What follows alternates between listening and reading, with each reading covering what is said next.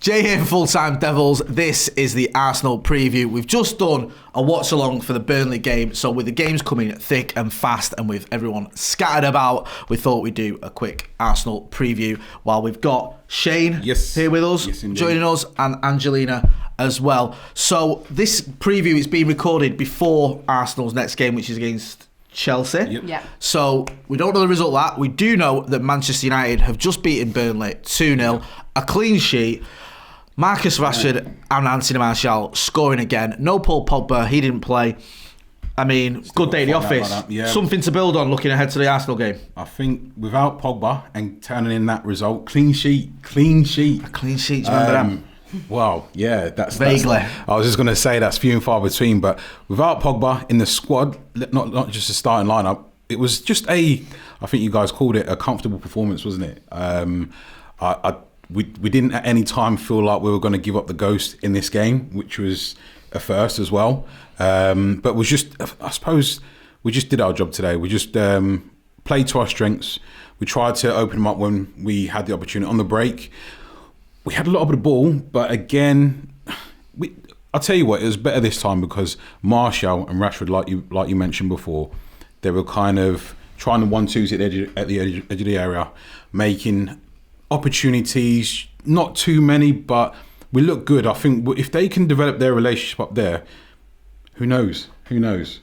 And Shane just mentioned there about Martial and Marcus Rashford and a clean sheet as well. Them scoring and a clean sheet, is this something that you can sort of take to the Emirates and sort of build on that and think, you know what, we are moving in the right direction. I know we can't get too carried away against the win against Burnley on the back of a win against Newcastle. It's not exactly, amazing teams, but it's a positive, isn't it? Yeah, I think at the moment you've got to take the positives and you've got to kind of run with them a little bit. Playing a team like Arsenal, ironically, these bigger names, these bigger clubs, we seem to be doing kind of well against them. So I don't see why we can't carry that on. Also, you've got to look at the confidence, Martial getting the 2 goals with Newcastle, getting another goal today, Greenwood getting a goal, Rashford, and obviously Rashford again against Burnley. That's got to be filling them with some kind of confidence, especially since they are maybe what you would call the smaller clubs that, we've been criticised and we've played against them. So I think you have to, as a fan that wants to see your team do well, you've got to take those positives. People will moan and say, oh, why are we getting so excited over, a win against these types of teams? You've got to take what you're given at the end of the day. And it's been so inconsistent. It's been so rocky. We've got these 2 wins. We've seen a couple of really good goals. So why not try and take that through over to the Emirates? They've not had the best season so far. Yeah. So why can't we try and exploit them and, try and continue this good run?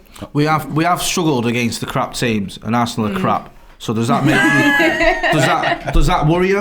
No, I'm not. Peter, you can argue with me. Arsenal aren't a very good football team. They're not what they used to be. Unless they following recording this to go out and batter Chelsea 5-0 and make me look really silly. But they haven't had a good season. You don't sack your manager when you're good. Yeah. No. I suppose if you look at the last couple of games, we've scored 6 goals, conceded 1, and I think outside the top 5, we won 3 games this season. So, we've covered a lot of it here. We've covered all the games, but you look at the teams we lost to: Bournemouth, Newcastle, West Ham, fucking hell, Watford. Yeah. It's not great, is it? So Arsenal is sort of mid-table. Does that give you a little bit of hope does that worry you because these are the teams, or do you think because it's Arsenal at the Emirates they may come at us a little bit? I know we'll get into them. I think how we've been all season, Arsenal will play into our hands. I think today against Burnley, that's the anomaly where we've had a team that tends to put players behind the ball. We've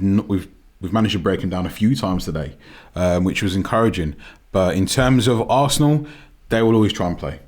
The players they've got, where they want to be, they'll always try and play, especially when they're at home.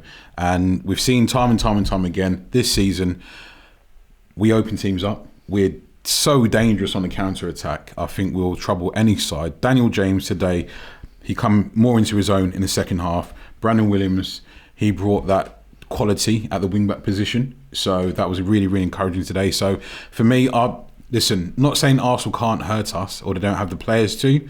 Aubameyang, Lacazette. What we don't want is Mesut Ozil getting on, his high horse and then bringing that sort of like World Cup winning form. However, that being said, defensively we can always get at him, and I believe we will. I agree. I think there's a lot of sort of signs there that this could be sort of the game that suits us. And I don't want to talk about turning corners and stuff like that. Not yet. Yeah. Too early. But back-to-back wins in the Premier League. I've mentioned already about the strikers firing on all cylinders. In terms of Ollie, do you think this is a game where if he gets a win here, it can almost... I know this might sound a little bit OTT and people will criticise me for it, but you win at the Emirates, after the results we've had this season, does that then give him time to say, listen, give me to the end of the season? Do you know what I mean? This is a sort of, it's 3 on the bounce. I've won at the Emirates. I've beaten Chelsea this season twice. I've beaten Leicester. We've taken points off Liverpool, the only team to do that. I've beaten Spurs. I've beaten City. I've got cup semi-finals and cup games coming up. We're through in Europa. Does this give him that, or is it just a case of, it buys him a little bit of time? How do you see the importance of this game? I think it is important to maybe silence a few critics. I've always been of the opinion that sacking him and getting rid of him around this time is just not really the right decision, because I don't...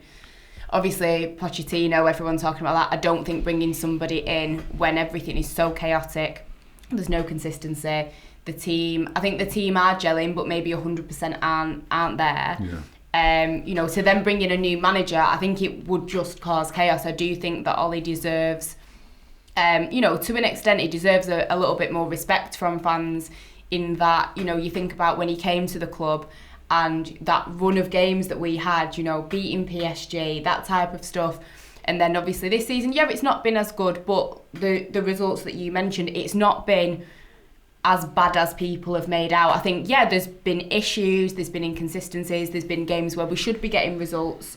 But, against those big teams, those big games, we have been coming out on top. And I think you have to, give him his dues that he's getting part of it right. He might not 100% be there, but he's getting part of the formula right. And I think it would be a real shame to write him off now, to give him the rest of the season to see what else he can do. And you know what? By the end of the season, if it doesn't work out or they want to go in a different direction, I'd still be a little bit sad about that, to see him go. But, at least they've given him that time. I think the Arsenal game, it is a big one. And I think if we can get a result from that, that would really put him in good stead. And then obviously you've got Wolves coming up, which I think in some ways me personally, I'm kind of more fearful of that than the Arsenal game. Because no, I think Wolves are a much better team. Yeah, because of this awful run that we've had against Wolves.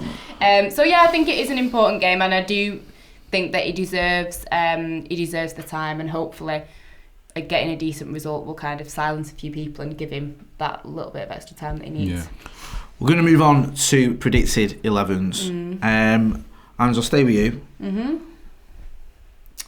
How does Ollie sell? Who does he pick? We've seen that Pogba didn't play against Burnley. As far as we know, he can come in for Wolves. I don't know. We may have, again, developments between now and the actual game. So forgive me if Ollie's spoken about that and Pogba's not ready or whatever. But how do you see him changing it? How do you see him setting up against Burnley? Against Arsenal. Burnley on the brain.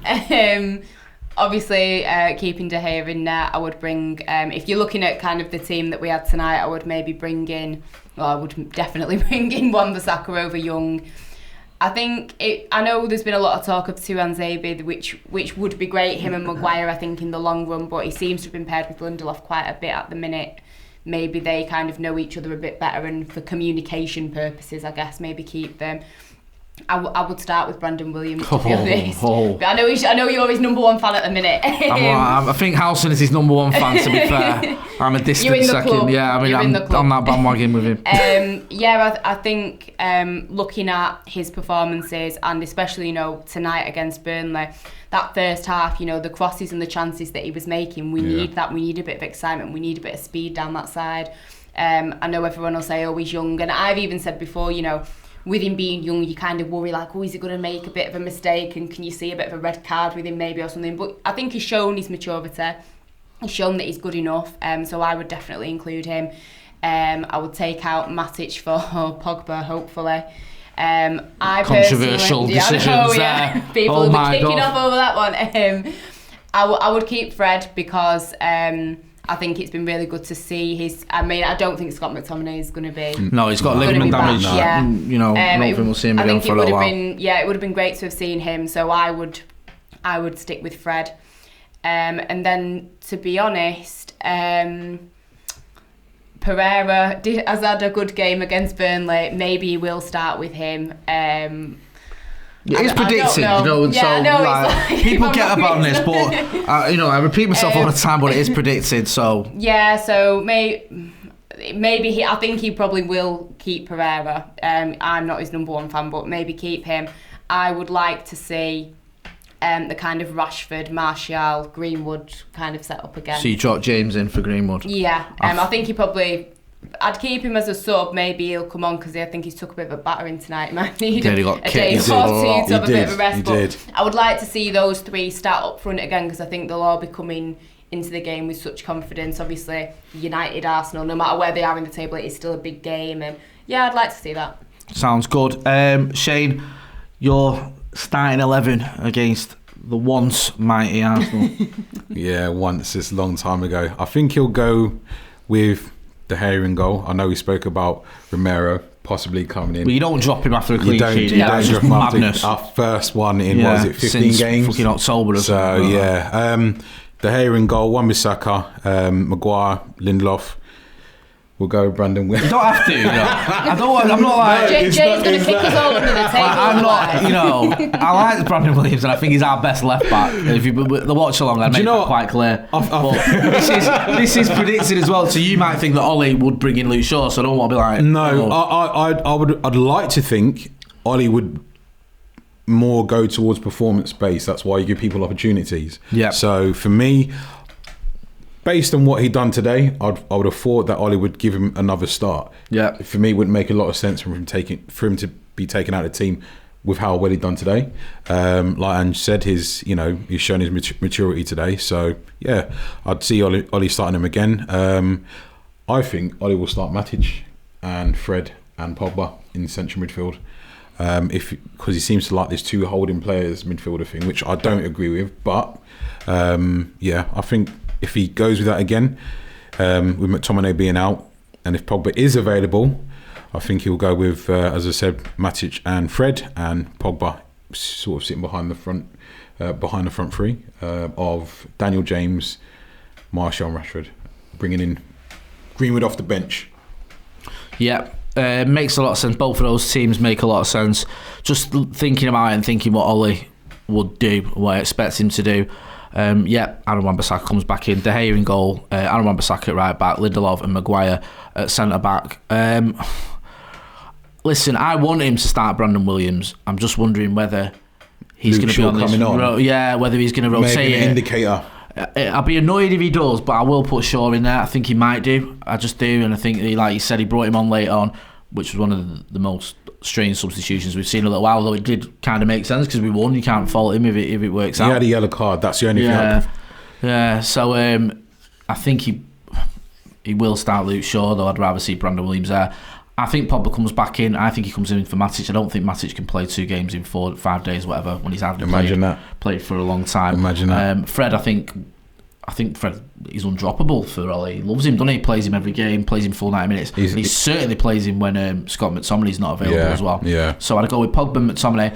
Pogba, Fred, sorry. And I'm going to pick Jesse just because of his record at the Emirates and his record against Arsenal. And I think Jesse's saving grace is against the bigger teams, and if you still class Arsenal as a big team, he does perform better. He does sort of defend from the front. We saw it at the Etihad. I thought he had a very good game against City. Yeah. And I think if you do want to press from the front, he's the man for that. And I think that's what Ollie may just be favouring for this game. So, I mean, it's paper-thin margins between him and Pereira, and neither of them have exactly set the world alight. But I'm going to punt with Jesse. And a front three, I'm gonna say Martial, Rashford and Mason Greenwood. Although I get where you're coming from, where you talk about Dan James and sort of the game he had against Burnley was fantastic, the second half especially. But as Ange mentioned, he did get kicked a lot. Yeah, he did. He did. Yeah, quite a fair bit. And also, I think he's a good option off the bench. I mean, him or Greenwood are good options off the bench, but I prefer James coming off the bench than Greenwood because of his pace and directness as well. Although, again, it's paper thin margins. So that's my 11. Moving on to the opposition, Ange. Arsenal, not been a great season. They sacked Emery. Lundberg took over. Did pretty much the opposite of what Ollie did when Ollie took over and just fucking like made it worse. Made it worse. I think was it 1 win or 2 wins out of 8 or something. It wasn't great. I forget the exact figures. I don't really care, but it wasn't good enough. Arteta's come in, completely unknown entity. Are you more worried about the fact they've got a new manager than you would have been had they kept Lundberg or Emery, or do you not care? No, I think they're. I think it's. I don't think he's going to change and they're going to walk out onto the pitch like some Champions League final winning worthy team or something like that. Do you know what I mean? I'd be. I know that, you know, maybe a change of manager. Obviously, you know, the guy that they have brought in might be, you know, a bit of a change, maybe a bit of morale and stuff like that. But I don't see Arteta changing that much in this time that he's been there, so I'm not too concerned, to be honest. But I can sit and say, oh, I'm not bothered, and then something awful will probably happen. So, but who knows? But yeah, I'm not too. It doesn't concern me. It doesn't fill me with dread or anything. No, those days are long gone. Shane, is it a case of stop Aubameyang, stop Arsenal, or am I oversimplifying it? For me, because Arteta's come in, obviously when we played Everton, Big Dunk Ferguson had come in. Same with Watford. Nigel Pearson creates a resurgence, doesn't it? And I think I've seen where Granit Xhaka has agreed to leave Arsenal as well. That's nice of him. So, you know, he's not. Yeah, exactly. Yeah. So, I think Arteta will have an ethos on what he wants to do. The one player more than Lacazette and Aubameyang is Ozil. If Ozil is back to any kind of form, he can find passes for any team. So for me, if he's got Ozil playing, that's when you need to be worried, because likes of Aubameyang, Lacazette, they won't be doing anything unless they're being fed, basically. Do you think Arteta could do with Ozil what Ollie initially did with Pogba? Yeah. Do you think that could happen? Yeah, and that's before we all get giddy, I'm not saying Ozil's as good as Pogba. It's not. Ollie came in, didn't he? Got a tune out of Pogba straight away. It wasn't hard because Jose pretty much fell out of him. But could Arteta do that, do you think? I've already seen Arteta putting his arm around Ozil. I've already seen that. And when he's taking him off, he's been having words with him, which is... Emery didn't seem to have that in his locker. Man management is key. And I think people play to Ollie's tune because they like playing for him. You've heard Rashford and some of the boys coming out saying, like, yeah, look, we like playing for Ollie. If Arteta can do, and Arteta's not going to be stupid. He knows what Ozil potentially can do. Yeah. And as I say, with Lacazette and Aubameyang, I really don't feel you need to worry too much about them unless they're being fed. So if you've got Ozil supplying them, then you've got something to worry about. One player none of us have mentioned, and probably with good reason, is Pepe, who came in as the £72 million quid signing. Yeah. There was a lot of United fans who were looking at that and going, we should have got him. You know, and then Arsenal fans going, he bought Dan James from the Championship for £15 million and we've got Pepe in his mint. Yeah. And it's not panned out like that. Yeah, no, I'm not going to quite start, you know, moonwalking across the Emirates just yet, because it's early in his career and he could work out. He's a young lad. It could work out for him. And I think there's this sort of instantaneous nonsense where people go, oh, he's crap and he's not, you know, he'll never make it. But he hasn't, as of yet, hit the ground running. No. Do you worry about him at all? Do you think he's got it in him where he could, because he was anonymous at Old Trafford, wasn't he? Yeah. I noticed him when he got subbed. Yeah, but that's it. You know, it's true. I forgot it's true. I don't feel like he will as of yet. Again, it all depends on what Arteta does in terms of, okay, right, you're my guy. Yeah. Do you know what I mean? Arteta's a very recently retired player. So he knows what this era of players are more so alike than Emery would have, and he was a very gifted player himself. So he'll understand what some of these flair players will respond to, and not forgetting he's had a lot of time to analyse and try and basically observe. Okay, what's going to work best for them, and he'll be on the new sort of sports science, so to speak, ethos, where he was like, right, okay, he'll respond to this, he'll respond to that. So for me, it all depends on how much time Arteta's had with certain individuals and whether he's made his mind up saying, right, I want them to play for me or not. Yep, agree with all that. Finally, score predictions.